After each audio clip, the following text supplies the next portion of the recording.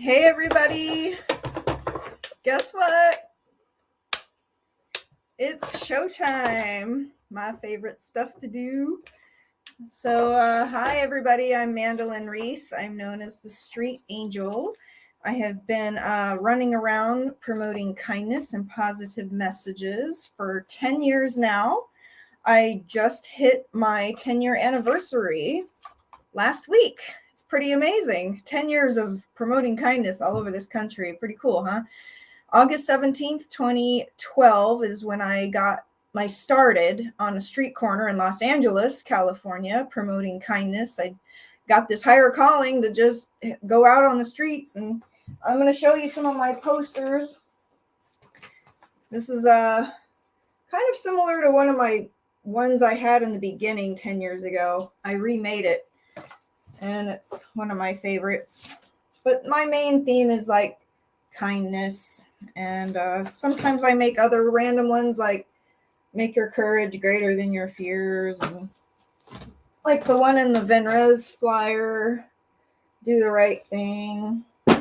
What else do I have around here? That's probably good. Maybe one more.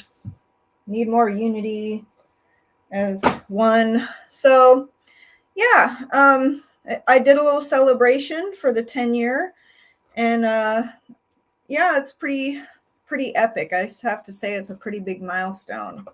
I want to say a couple of other things. I have my show to basically spread advice and enlightenment and guidance and whatever good stuff I possibly can, positive vibes into the world, but also share crazy stories and adventures. And I pick guests who have something cool to share, and also people I've met. I love doing people that I've met in my life or that interest me. So that's about, and also my book, huge update. I finally finished my book. It's an epic milestone too. I have the hard copy version of my book. It's kind of like it's like a adult playbook for how to manifest your dreams in a romantic relationship. It's actually available on Amazon if you're interested, if you want a hard copy.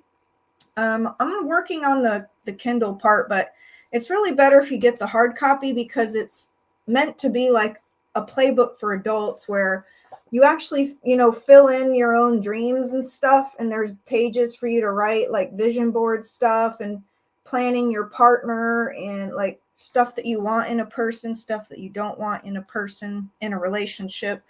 And like traits that you're looking for. And then there's some of my random blogs in there on how to like manifest and how to use gratitude to attract more abundance and all kinds of cool stuff. So here's a cover of it that's better than me just holding it there in the screen, and the back cover. So it's available on Amazon. I hope to get a whole bunch of copies and sell them outright by myself. Obviously, I'd be better. I also have a CD, how to clear your emotional trauma from your chakras. It's a healing meditation. It's called Epic Healing Meditation CD. You can buy on my website. And Angel Card Romantic Guidance Deck to help you navigate dating and relationships. So yeah, that is about that. I wanted to go through. What other updates do I want to share here? I just want to say, like, with my book finished, I honestly feel like complete. I mean, if I never create any other product again, I feel really happy that I've done these 3 products, and I'm like, finally. And it's such a huge deal. Like to get your book done, it's so much work. I mean, I've been working on it since 2018. It's kind of a lot, So if you're interested in my books, I also do healings and coachings. Most of my healing work I do in person, San Antonio, Texas. If you're around, I do healing work. But I also have done some healing stuff virtually. So if you're interested in that, just message me. And my coaching and my life coaching, love coaching, health coaching that I do, more like holistic health and romantic relationship guidance. I'm certified in all this stuff, just in case you're wondering. And update number, whatever it is, I drove my mom to Houston, Texas a couple weekends ago. We went to a grief healing conference together over the death of my sister. and I ran around in my wings and connected with a lot of people. They had me get on a microphone and share for new people who are newly grieving, advice for coping through the grieving process. And that was interesting. And so it's like I was still able to help people through my experience of grief and losing my sister, which was a very traumatic death. In case you don't know the story, it's pretty awful how she died and the stuff that we went through that weekend. It's like she got all beat up, she totaled her car off an embankment, and then the next day she was dead. And so it was just like so much happening at once. It was crazy. So that was a huge conference to the Compassionate Friends. You can look them up. It's an organization. It was like 700 attendees, a huge gala, dinners and stuff that they were having, and workshops. So that was cool. And last update on me is I signed up with the Big Brothers Big Sisters program to mentor a kid. I'm going through that whole process. You got to go through a lot of steps before you actually get your kid to mentor, but I'm working on that as we speak. And so, yeah, that's about that. So now let's move into the juicy, fun stuff of my interview today. So I'm going to be interviewing my friend. He likes to go by Ven, and he is a musician rock star in Hollywood. Of course, I spent 4.5 years running around in wings in Hollywood, and that's how we met. So I'm going to go ahead and bring him in, and we'll be talking to him. Hey, Ven.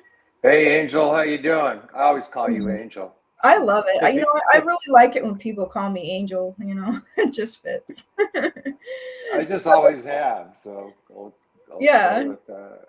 So it's funny. Before we came on, we were talking about how we met. Neither one of us can remember, but it was definitely back when you started that time period here in Hollywood of being the light love angel with the wings. And see, I think that I somehow met you through Andy Dick, the comedian, but you seem to think you met me before that, and we can't remember because we're so busy meeting people in Hollywood. We didn't. Yeah, I think it probably was Andy Dick. I think it probably was around that time period. Although you just had this kindness and light about you, and I really loved what you were doing. So we became friends right away. Right off the bat. We've been friends for quite some time. I follow everything you do, and through the good and the bad, and and my prayers out and condolences to the loss of your sister. I was very much aware of that situation. Thank you. Yeah, it was crazy. And just to what's your website again, so I can make sure I try. Okay, it's venreztheband.com. VENREZ theband.com. That's what I thought. I just wanted to verify before I had it streaming live down there at the bottom of the screen. So tell us, how did you become a rock star? When did you get started? Have you always been a musician? Well, I started when I was very young. I started playing piano, clarinet, and such when I was about 9. And I always sang, and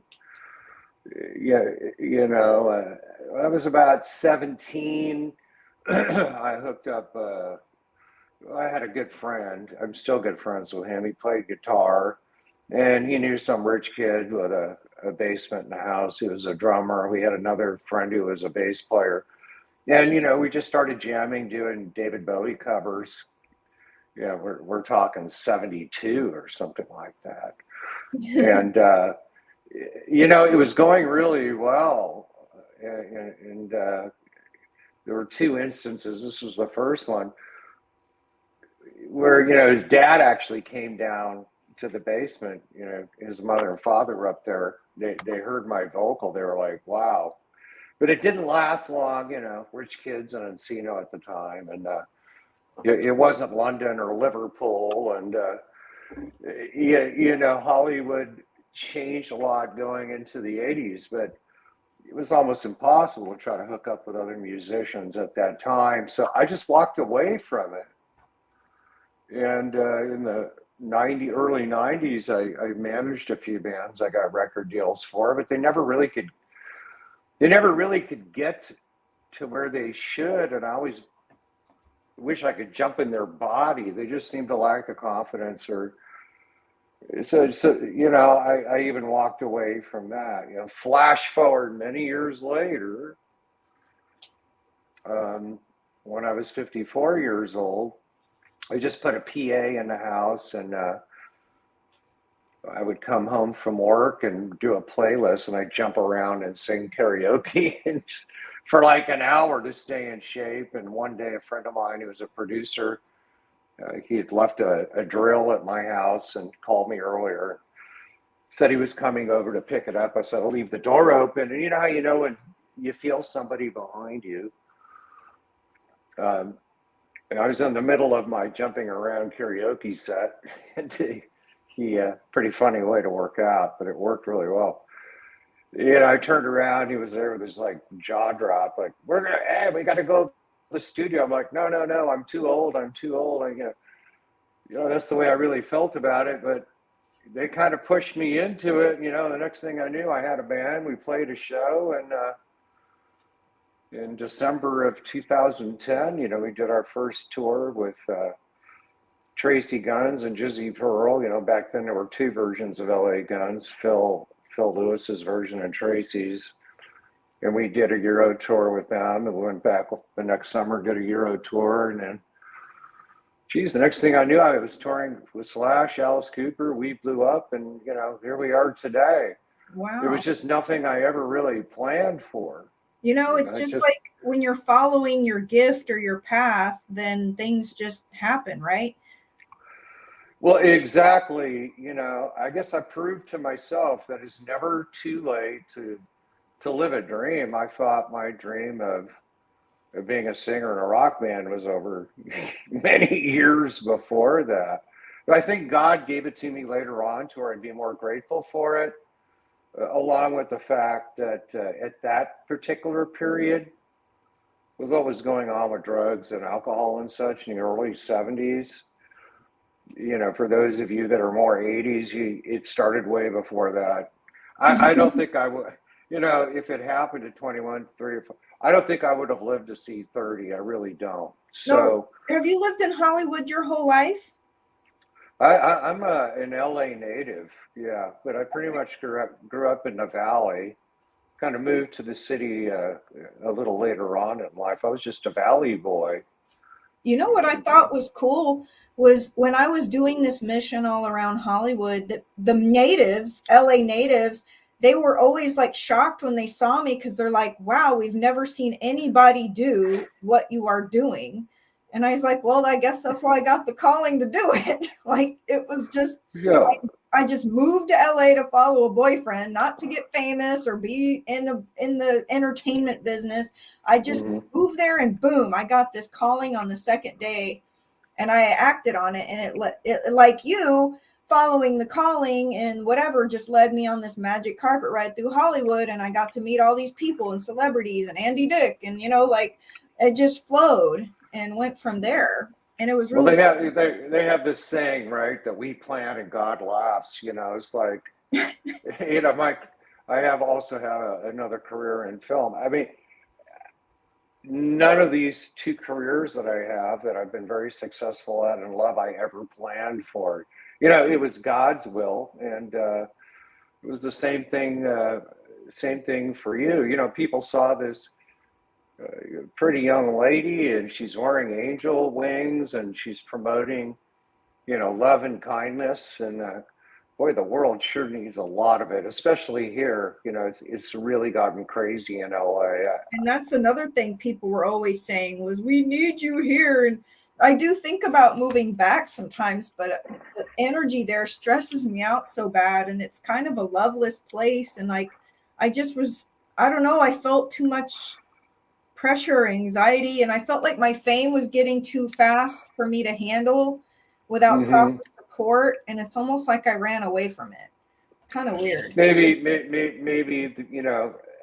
I'm born here, so I'm used to it. My father was a famous cardiologist Stanford med grad. He was a heart doctor to the stars. The Jackson Five moved, into Encino nearby where I lived. I grew up with them. We were all pretty close. I'm still pretty close with some of them. And I was just used to celebrities around me all the time. So it's really normal. But when you come here from somewhere else, and then you get caught up in that vortex, Right. it's easy to kind of start losing your balance. And you really caught fire. And it's like, damn, you were like, I'm seeing all these pictures you're posting, all these great events. I'm like, hey, invite me to some of these things because I know, I'm telling you, it was just flooding in, and I could go anywhere and people knew who I was. And when I first started, of course, New Kid on the Block, people were like, who the heck are you? And what's the wings? And I did get thrown out of a couple of places when I was new, but since I'm so friendly and I don't look threatening or whatever, and I have a positive message, I was really welcomed to a lot of events. And then the invitations were just flooding to me. I could barely even do enough, or I could go to multiple events a week. I would go to sometimes 3 events on a Saturday stacked, and I would change different outfits. It was crazy. I was watching it, and I was home bored, because it's really funny, some of us in the entertainment business, especially performers, we're not really comfortable being around a lot of people unless we're on stage, and I'm one of those kind of people because I'm very empathic like you are. And, I can just, sometimes if I touch somebody, I can feel their whole life in seconds. It becomes very overwhelming. But I got really bored and I was like, oh my God, Angel's just going to all these great parties. Invite me to some of this stuff. But I don't know if I would have had the energy to do what you were doing. I could see where you really needed to leave LA for a while. Yeah. You go, well, God takes you down the path of where you go. Yeah. You keep that faith. But that's what happens when people come here. They become celebrities in film, TV, whatever the case may be. They get caught up in that scene and their drugs, alcohol, and you see complete destruction of people. I've seen a lot of it. Because I was born here. I've lived here my whole life. I've seen way too much of it. Yeah, and that's what some of the stuff I wanted to talk about with the shadow side of it is you can really have an amazing career, but still have weird shit happening under, in the shadow aspect or the drugs or alcohol. A lot of celebrities have drug addictions, and some of them they try to hide, like pills and whatnot, to deal with their anxiety, with fame. Exactly. There's all this stuff that comes with fame, It happened to Marilyn and Elvis. I can see it too, even being on tour. It's grueling. And especially if you're somebody like a Britney Spears or somebody similar like Beyonce, that's a heck of a show. And if you're out on a World 40 show tour, there's a pill to help you, stay awake, give you energy. Then there's a pill to go to sleep. The biggest issue is, you're on tour, you play a show. In Europe, they're later, in America, they seem to be a little bit earlier, but you're just wound. And it can be, 7, 8 o'clock in the morning before you can even go to sleep. And then, you can wake up and have your coffee. So I have stayed away. I did participate heavily in the 70s. I realized I was going to die if I didn't stop, so I did. And I've toured quite a lot over the last 10 years. That's good you were able to pull back, I just... I got a picture of your band, by the way. There we and go. That's one of your shows at the Whiskey A Go-Go. Yeah, well, the pandemic hit us hard. We're playing the Whiskey A Go-Go for There's the first a picture of us. time. Yeah, there we are. Yeah. Absolutely. We're and playing Wednesday. I want to say, this is me returning the favor. Remember that trip I went to LA and my housing fell through the night before, and I was like, oh my God, I'm flying to LA, and my, like, literally the girl who was going to host me dropped the boat. And like, I was like, am I going to sleep in my car tonight? It was so last minute. And you saved the day. Like, you contacted me and you're like, hey, I have this guest house in the backyard. You can stay in it. And I was like, oh my God, thank heavens. Yeah, absolutely. You'll be safe there. So I finally get to repay you with, hey, come be on the show. Let me help promote your gig, And Well, plus, yeah, I mean, we're playing Wednesday, the 24th, yeah, and it's being filmed as part of a rock and roll documentary for Netflix, kind of focusing on me and the band because I got a record deal at 66 in a pandemic last year with Pavement Entertainment, a Sony rock label out of Chicago, and Puddle of Mud, Dishwalla, Candlebox, Ted Nugent are signed to it. And our debut album came out on February 25th of this year. And our first single, Show Me, hit #2 on the Foundations chart and number 16 in the Billboard Top 40 at the age of 67. And they're like, wow, everybody wants to be a rock star. Look what you've done at that age. that's Sending awesome. that message, right? It's never too late to live your dreams. And Yeah. so we're playing this is our first live show in 2.5 years because of the pandemic. Good things happen. We got record deals and went in the studio and made a great album. What a blessing.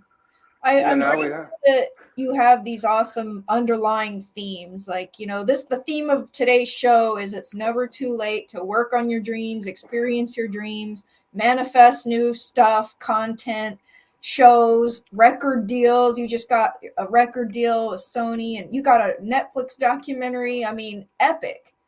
And like, it's crazy. Still going. So you as the viewer, work on your dreams, make vision boards and just keep following your passion or your talent, or keep at it. It's like, it's a journey. It's not about a specific destination. Just be on the journey. Well, yeah, I mean, Jim Carrey's story is pretty much falls in that line. He went up into the mountains in Malibu for a hike before he really hit it. The Mask was what really broke his career. He wrote a check to himself for $25 million. I remember that. Yeah, he put it in his wallet and said, "That's what I'm going to make." And he did. He got $25 million to be in the Mask. Yeah. It's kind of psycho-cybernetics manifestation. If you believe everything's possible, which I tattooed on my inside of my arm like a message to never forget. Whenever I get negatized or freaked out, I look at that to remember. What does it say? It says, if you believe everything is possible, like I scripted it right here on the inside of my left arm. I love that. And then, that kind of connects me back with God and my faith and higher powers, because we're human beings. And some of us have different paths than others, but sometimes you get caught up in the humanity of yourself, which is probably what happened to you when you were here in LA. You're supposed to be wherever you're supposed to be, Angel Lady. Yeah. Well, I'm really struggling to fit in here in San Antonio still. Like, I don't know if you know this, but so I moved to LA 2012. I got the calling. I was there about a year and a half, and then I got burned out the first time. And I was like, I need love. I need support. I moved home to San Antonio all of 2014, and only lasted a year. I was like, I miss LA. I'm going back.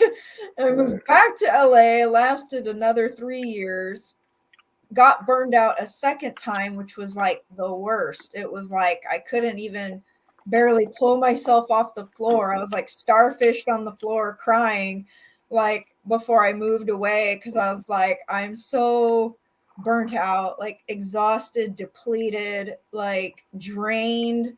I felt like I was under spiritual attack, which I don't know if anyone's ever experienced before, but me trying to be a light shower, way shower in Hollywood, doing what no one has ever done before, it was like intense going into some of these events. And I don't know if you know, I got into some high level stuff at times, and there are some people who don't view life in the same screen, and they don't like the light. Well, no, I mean, the light and the dark are attracted to each other. And, Los Angeles, Hollywood, yeah, it's a very special place. Well, for me, because I'm a native, I was born here and I've lived my whole life here. So I learned how to deal with it long ago. But I've seen people come here from other places that just get eaten alive by this town. It's just all about balance. We met before you went back, because I remember when you went back to Texas. Yeah. That you were just going to too many events. Things were just spinning out of control. Very late nights. Then it starts to wear yourself down, and that's when there's no question that you were under spiritual attack. And I know with relationships, at least one in particular. The others just because we've been friends and we obviously follow each other on social media, so I'm aware of it. But that I kind of fell into the same situation where hooking up with people that show one side of them that really have very dark hidden agendas, or agendas in general. I mean, that guest house you were in, at the time I was married to somebody who actually was a completely different person. That's what will blow your mind, when you spend 6 years of your life with someone and then all of a sudden, boom, realize it was all an act. And that person was acting the whole time. And some people here are very good actors, as you know. And I swore never to date an actor, and I broke the rule and married one. And oh boy, I paid for it on every single level. But I think that's what screwed my mind more than anything, is when you realize, oh my God, I just spent 6 years with somebody I don't even know. Wow. That was just really crazy. Meeting her, and I didn't get good vibes, and that's all I will say about that. Yeah. I sensed the darkness and saw it in the eyeballs, and I was like, Yeah, everybody saw it except for me, and I saw the same for you. That we have to live our lives and experience those things. Yeah. I spent 5 years feel like I was chasing that fool, like in this weird love thing, and it was embarrassing.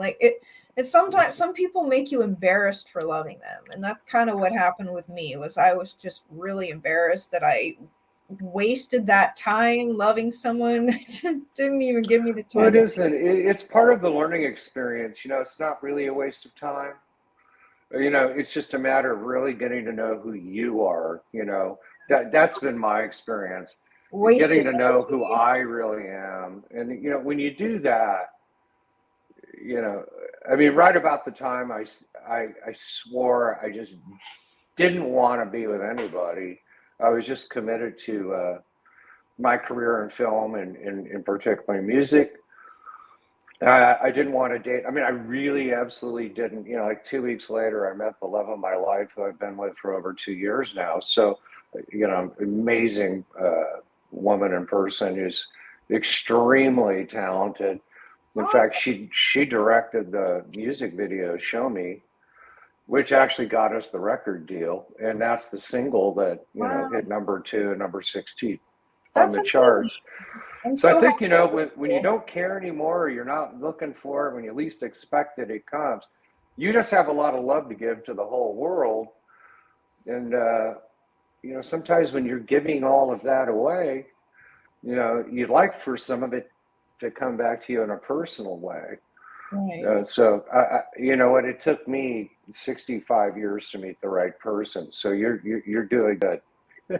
You'll be fine. You're not the first person I met to tell me something like that. I met another woman in her 60s. No, 2 that have said they finally felt like they found the right love of their life, and they're old, but it's like you just never know. I mean, you can be childhood sweethearts, or maybe you're lucky to ever meet them, or you can meet them at 50 or at 60 or what.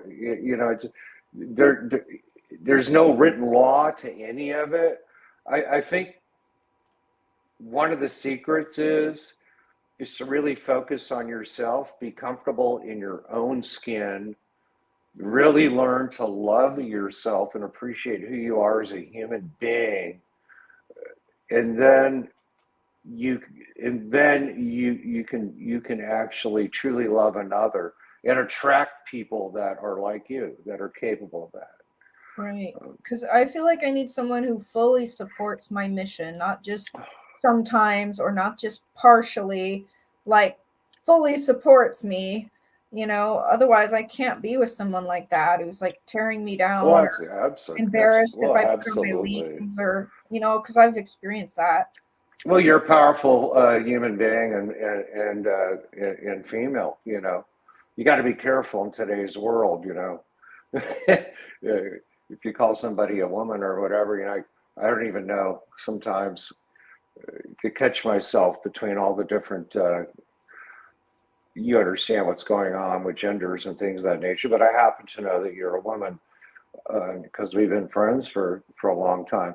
You definitely need that support, and you have a very special light about you and a very special mission, and insecure narcissistic people are going to be attracted to you. They're going to want to suck that from you because Yeah. you have you what you possess, what you do. It's so much of light and love that if they can, if people, if you can't build the Taj Mahal, burn it down, is what one of my closest friends told me years and years ago, and he was so right. They just want to take and suck everything from you, so they can make themselves feel better about themselves. And that's Yep. why I try to surround myself with strictly uplifting people.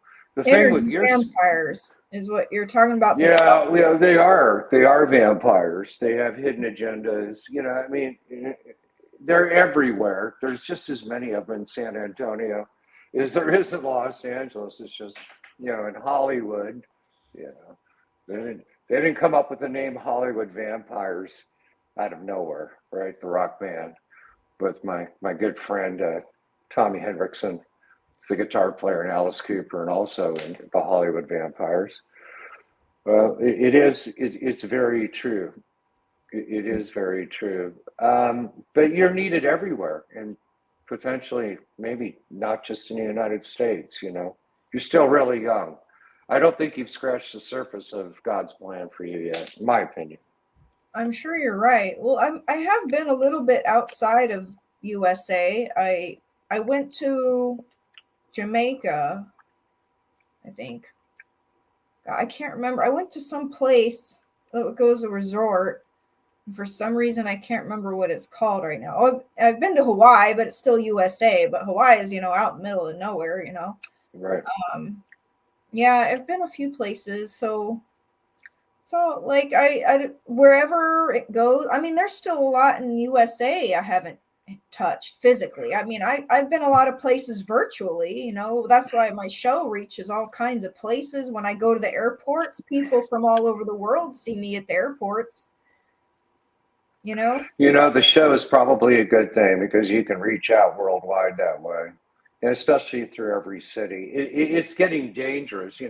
I mean, I was born here. I never thought I would ever feel unsafe in my town.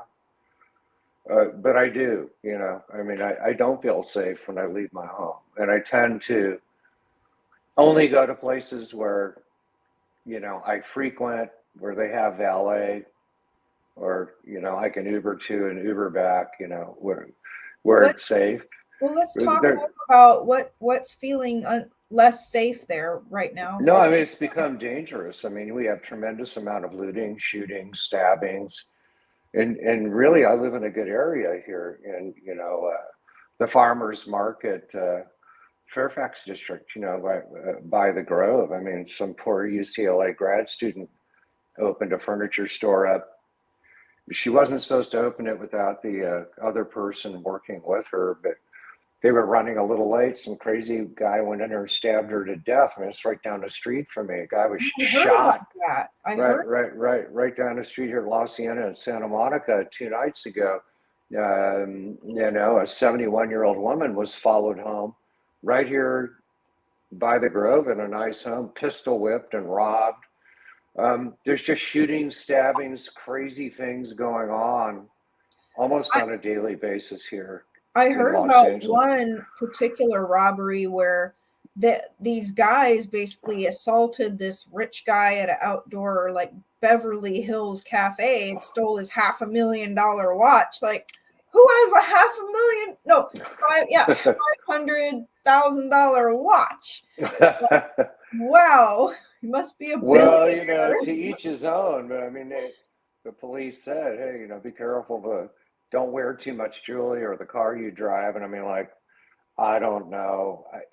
I don't even recognize this country right now. And I'm not a real political kind of person. I let my songs kind of speak, for themselves. But things are getting very dangerous all through this country. And San Antonio is a very beautiful city. It's a safe place to be. And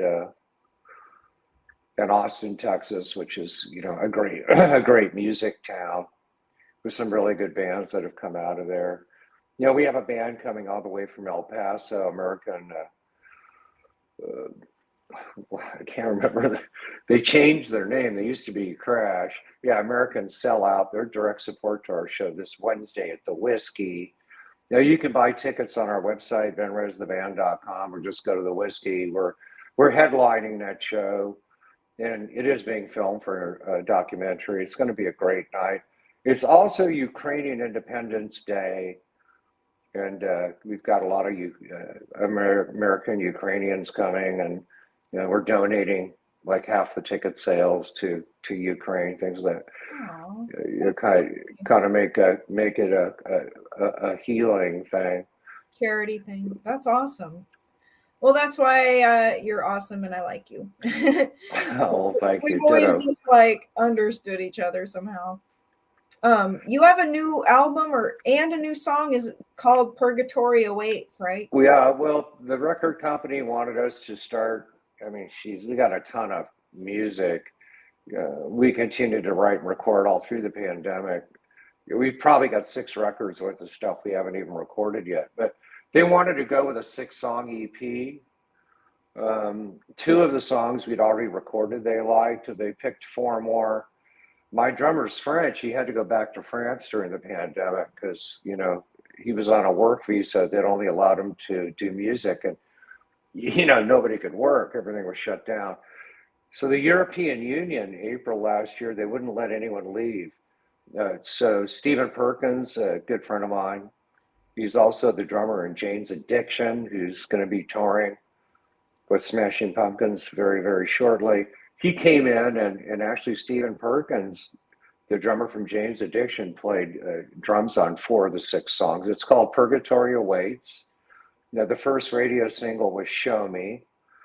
And this show Wednesday is the first time we're going to play most of that record live, and these new songs sounds great, but as you know, we have 4 previous full 10-song LPs that we released on an indie basis prior to getting the record deal on this album. You can buy it on Amazon if you're in the United States, distributed by Sony. Just if you want a CD, there's no record stores anymore, so you could Purgatory Awaits by Venrez, Venrez on Amazon. If we don't sell it on our site because it's a Sony distribution. Oh. You can buy the physical CD, but most people, don't listen do to that it for anymore. free. Yeah, they listen to it for free, and I still managed to sell my Epic Healing CDs. Like sometimes people still buy them, so I don't think they're completely dead of a contraption yet. I don't know. I got like 3.2 million streams or whatever on Spotify. I got a check for $72. I've gotten checks for like 32 cents and such from BMI. We don't make money anymore. Man. No, we make money touring and selling merch, and of course, exploiting the copyright. And you can see that from like the show Stranger Things, which, have really resurrected some artists, whose songs were picked for those shows. So like a TV commercial, or a big feature film or a very popular TV show, that's where sync licensing, that's where you can really make money. But if this was 1976, it would be a different story. But people just don't buy CDs anymore. If you're on tour, they do. They'll buy Yeah, it. they love merch. So you always got to make sure you got like shirts and sweaters and whatever stuff they can buy, hats, I don't even have a CD or DVD player in my house. Everything's streaming. Oh, You stream it wow. to your computer, you stream it to your television. I And still have a CD player. well, I mean, you can everything. I'm with BMI. Everything just goes right to YouTube once it releases. So why would someone buy an album when they can just go to YouTube and listen to it for free? Right, that's true. That's the way it is. The only people really still making big money selling records are primarily country music, and then of course some of your bigger R&B and pop stars, like Beyonce. She'll still sell a lot of records, but country music is really in a category of itself. Those are the top artists sell a lot of records still, but not in rock and roll. No. Well, I want to say I'm going to list. We got some viewers who posted comments. Let's see if you recognize any names. Diana Puzikova says, "Hey, Wade Mangarelli." Yeah, right. Wade Mangarelli works for Sony Film. He's a great fan. He's coming to the show. He reserved a whole table. Diana Puzikova is my lady. She directed Show Me. Amazing director. I did also produce a film on COVID called Still Suffering. You can watch it for free on Tubi with commercial interruptions, or on Amazon. It's called Still Suffering. It won 22 or 3 international film awards. It's in major distribution. She directed that. Very, very talented lady. Cool. Well, that's awesome. We got Polar Echo from YouTube says hello. For someone I know, Philip Greenfield, hi. He says you look like Howard Stern. Yeah, I get that everywhere all I go. The time. Yeah, Polar Echo's playing drums for us right now because Victor Singer, our drummer, is in France. He may come when we tour. Polar Echo is Mikhail. His wife is Yana. They're good friends of Diana and mine, and he's a great drummer. Yeah, he'll be playing drums for us Wednesday night. Rehearsals have been off the charts. I'm glad you got people watching and supporting you. And just a quick shout out to the audience. Thank you for watching the show and supporting randomness. We're collaborating tonight. No, I think we should support peace and love and kindness to everybody. I think the world has never needed it more than it does right now. That's why I really, really wanted to do your show. We talked about it. Yeah. And you usually have a different format. We were trying to figure out how I could fit into it. But, my message is light and love too. But my message is delivered through lyrics and music, not as directly. What I like about you is you don't preach. You just kind of live it. Yeah. I mean, other than the posters, but it doesn't seem preachy. It's more colorful and, I literally put, rainbows and hearts, and I do this on purpose. Like the method to my madness it's to go to the inner child, the rainbow spirit within everybody, Right. To remind you of the unity consciousness that, we're all one organism on earth, and that we need to be more unified in the fact that we are all unique, but we're within the same species, right? You strip off our skins, we're all just kind of bodies, and then we're energy and we're a soul that experiencing life through our eyeballs, Well, God gave humanity freedom of choice. We have freedom of choice and will. And my advice is to choose more wisely. Your method is not preaching. You just live what you believe. There's a big difference. When you tend to preach, people kind of take it as being told what to do. People seem to reject that. And you see all the arguments on social media. Our country's so divided. And I see so much anger. I think the pandemic really, I think there were a lot of bad people that hid it well, but now they don't really hide it well at all. There's just a lot of anger. I think the pandemic had a lot to do with it. Oh yeah, it changed everybody's life in a different way. It affected everyone in some weird way somehow, and so yeah, Well, maybe. you can make it a positive or you can make it a negative. On one hand, I could say I lost 3 years of my career. It was very difficult on me because film and music were completely shut down financially. It was disastrous. God got me through it. God always does. I was born Jewish, but I'm born again. I'm not very religious, but I do believe in Jesus Christ as the Lord and Savior. That's somebody they're still talking about so powerfully, so many thousand, over 2,000 years later. Had to be a remarkable person. I have a deep faith in God and a great creator of souls and Christ, and I have a special relationship with them both. But it's been tough, It's been tough. You got to check yourself, Well, you really do. thank you Sometimes. for saying that about God and Jesus. It's really nice that you bring that into the audience too, because I pray to them all every day. I'm the same. I'm like all about the faith, and to be honest with you, I feel like I did COVID right. Like I was traveling, taking advantage of all the cheap flights and the cheap hotels. Like while everybody's in fear and wearing their masks, like I was painting the town red, going to all kinds of places, like woo! And I I was took the having same so much approach. fun, and I still did my talk show. In fact, I ended up moving my talk show into home studio because, one, I'm not in my Hollywood studio anymore. But it was a perfect thing to do when there's COVID and you can't do a whole lot, or there was hardly any events because no one knew what to do and everything was online. And so it was really cool to start up my show and have like 2 seasons during the pandemic. No, you've had a real positive way. You know what? I went to a real dark side during that pandemic. Yeah, I really did. I went to a very dark place for a while, yeah, but I came out of it.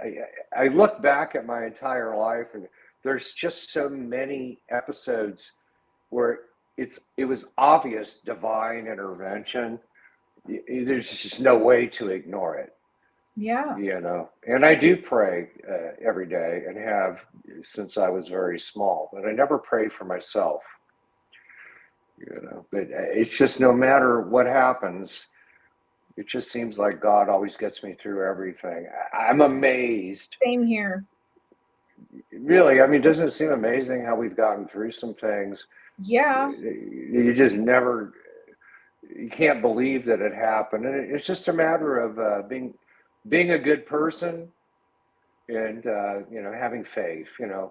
Faith, that word is, I think, the most powerful word on earth.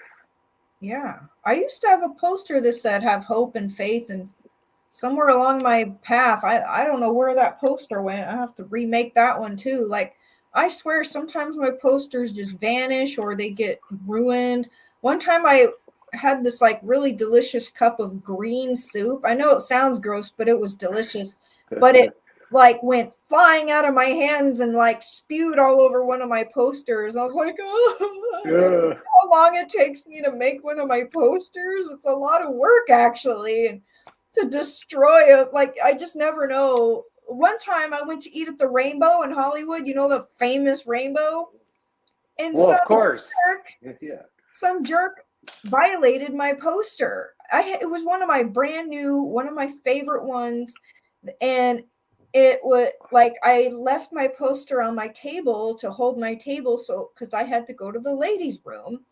And I come back and some jerk had in pen written dirty phrases all over my posters. Like, what kind of demon in Hollywood are you to go violate my poster like that? Well, Like, I don't think it was him, but it was definitely a demon working through him, that's for sure, sending you a message. oh, yeah, I was pissed about that. I've had some weird stuff happen to me too. I got date rape drugged in my angel wings one night.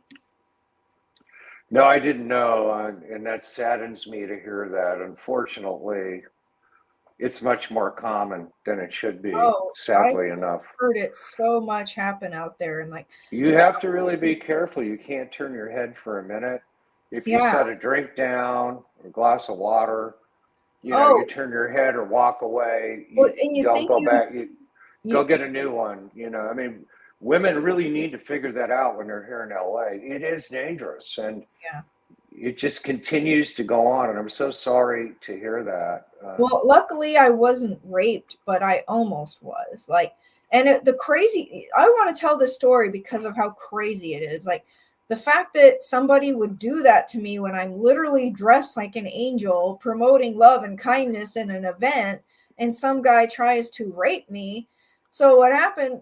And the weird thing about it, I met this guy at this event. We hung out a couple times or something, and he did sound like he was trying to hit on me, and I was like, oh no, I'm not looking for anything right now. And he told me, he's like, oh well, I feel like I want something I can't have. That should have been warning signal number one.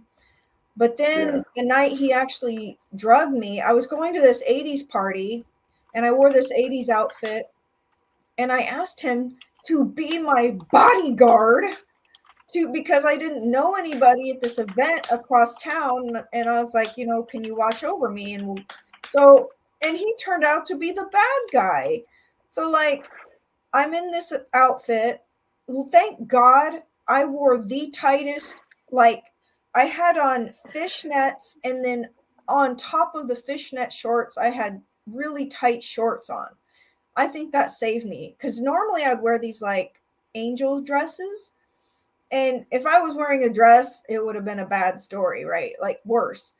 But this time, like, he apparently he comes over and he hands me this beer right before we were gonna like leave. I was like, oh, I want to, we're time to go. He's gonna take me to my car. So he gives me this beer and I like drink some of it.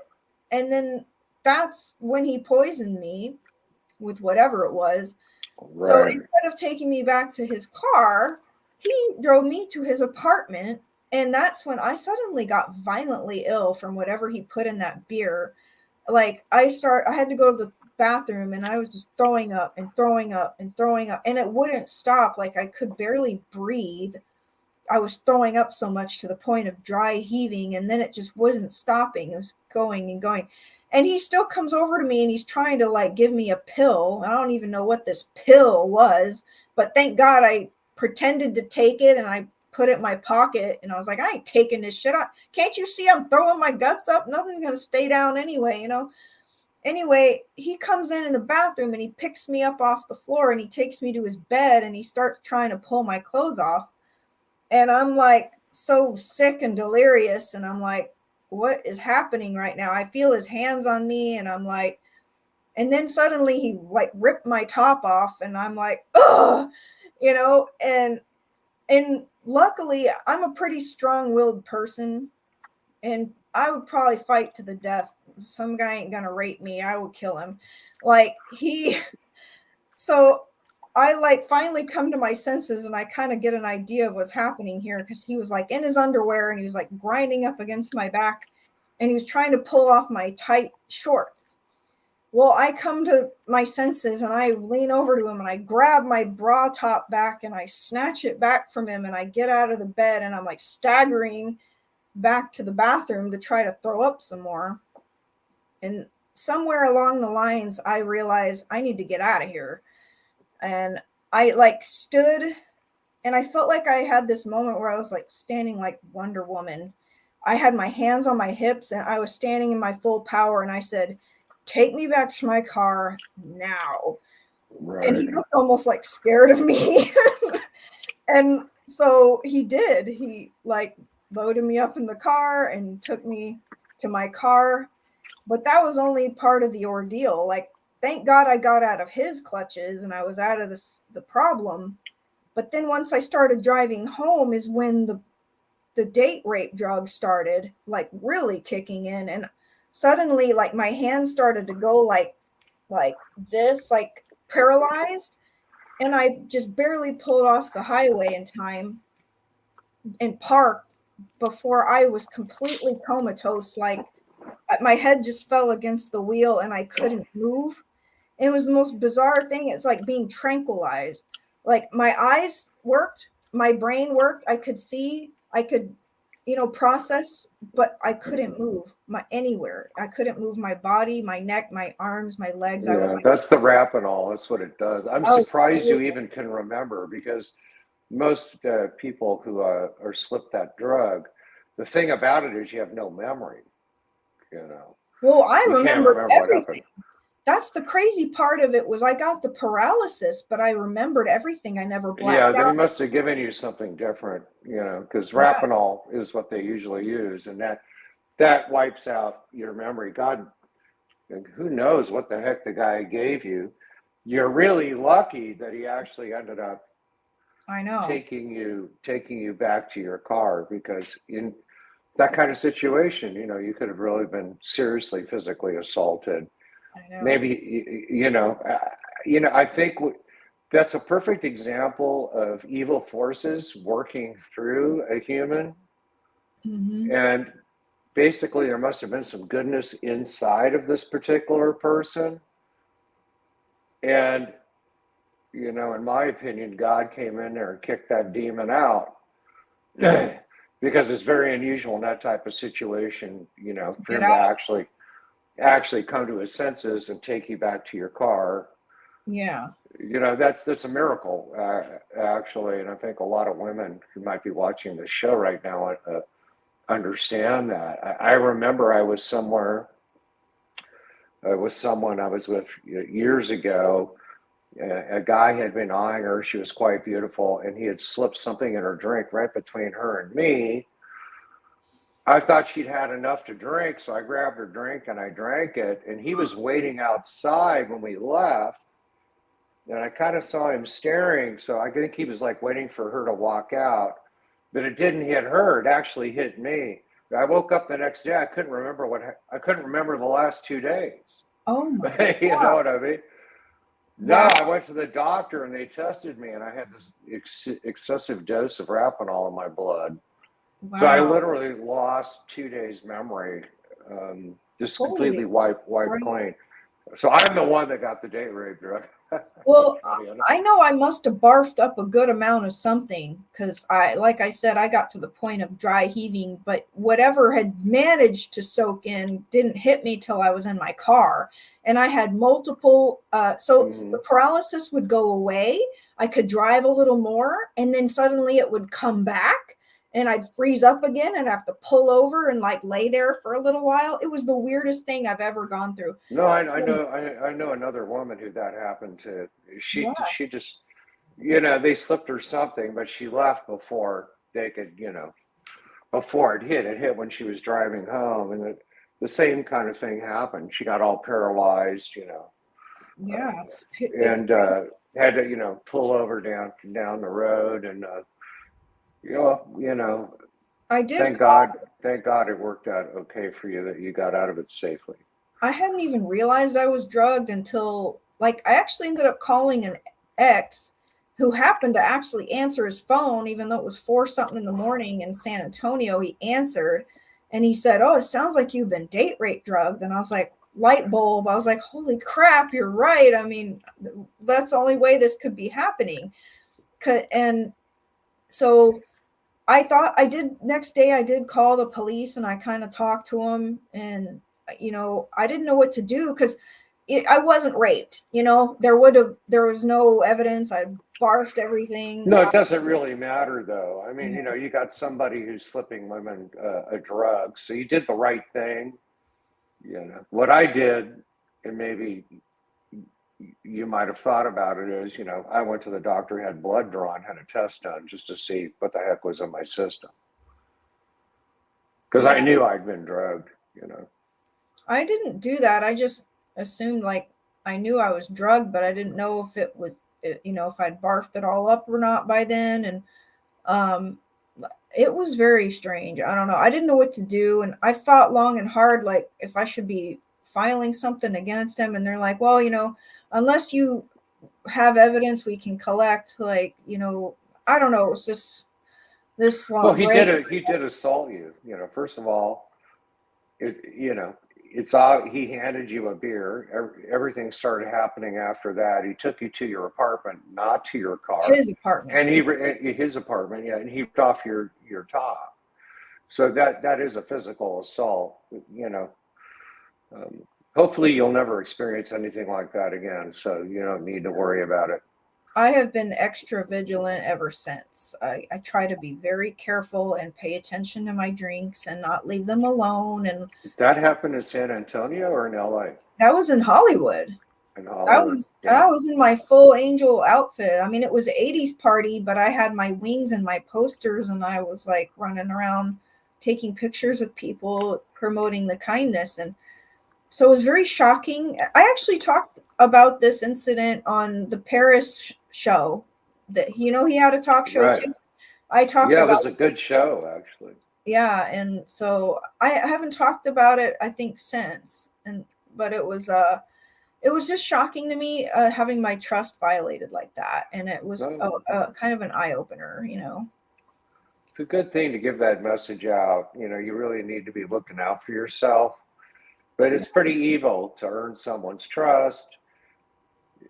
I mean, what happened to the days of, actually, getting to know somebody and having them like you for who you are, and being a gentleman, being a lady, and developing, a healthy connection, whether it's short term or long term, whatever it is. Drop something in the drink and rape somebody. It's nuts. I just don't think that's humanity. I think those are just dark forces. The person's probably empathic. Like I said, they actually took you back to your car. They probably woke up, because what happens is, people get possessed literally by demonic forces. They're not themselves. And then they snap back and they're, oh my God, what the heck am I doing? And I forgot to add, this is the trippy part. So while I was with this guy at this event, he had on this sweater. And I looked at this sweater he was wearing, and I literally out loud said to him, I was like, your sweater looks like a sign or something to me. It was like this evil looking skull or evil looking face. And it was like a pair of scissors that was like cutting the olive branch, which represents peace. It was like a pair of scissors cutting peace with an evil face. And I'm like, this looks like a sign. And I took a picture of it. I have a picture of it. That's it. And yet it was actually a sign in my face, but I didn't realize I was being warned about him. Yeah, well, you should learn that lesson. That won't. Yeah, you won't miss the sign if it ever comes around again, and it probably will. Yeah, actually, it did come around again. I was trying to sell something on Facebook Marketplace just a few weeks ago, and this guy messaged me, and he was like, asking to buy it. And I took a look at his shirt, and it was this mean-looking panther attacking a golden goddess. And I was like, you know what? That's a good enough sign for me. And I blocked him. Well, lesson learned, I'm not having this guy come over to my house. So I thought about that incident. I was like, I need to pay attention to the signs. If this guy's shirt looks threatening to me, I'm just going to take it as a sign and block his ass, not take any chances. Yep. So we've reached probably a good move. Yeah, we've reached our 1 hour mark. And do you have any last things you'd like to say to your audience? I'm just saying, I'd like to say thank you to you, Angel, for having me on the show. It's good to see you, you're even welcome. though you're down the road. thank you to everybody that supported the band and me through all these years, and all the local people that are, tuning into the show. And, if you're anywhere near Los Angeles this Wednesday night, come to the Whiskey A Go Go, and we got a show. It's going to be a very special night. It's Ukrainian Independence Day. It's our first live show in 2.5 years. The first time we've headlined a Whiskey A Go Go. It's all being filmed for a rock and roll documentary. It's just going to be a very special night. And the tickets are only $15 each. Come on, everybody. That's awesome. Okay, I'll buy you a beer. Just get a ticket and come. Tell the date. It's August 24th. Yeah, this Wednesday, August 24th. We got 5 great bands on before us. I'm not familiar with the 2 opening bands. The third band, Sonic Octane, we've toured with. They're friends of ours from Colorado. They're coming out from Colorado for their first ever whiskey show. And then Daniel, the lead singer in American Sellouts, I've kind of been his mentor. He's been kind of like my little protege. He came to a Venrez show at the Whiskey years ago, and it kind of like latched on to me as a mentor. And they're coming out from El Paso for direct support. And the Sonic Octane and American Sellout are great rock bands, and I'm honored that those guys are playing before we take the stage. That's so cool. You got a documentary being made on you. Amazing for Netflix. That's so cool. Yeah, Netflix, the producer pitched it to them. They gave a value to it. They really loved the concept of it. So they'll get first shot at it, but it could end up going to Hulu or Discovery or Paramount or Stars. I'm not quite sure yet, but it will be going into a streaming television station or into major distribution. What time does your show start at Whiskey A Go Go on the 24th? Well, the doors are at 6, and we will take the stage at 10:30 p.m. sharp. We're doing an earlier show. If it was a Friday or Saturday, we probably wouldn't go on till midnight. But we'll be on at 10:30, and we've got a blistering 45-minute set for y'all. So it's a weekday, and it's all ages too. You can bring your kids, Cool. Come all on right. out.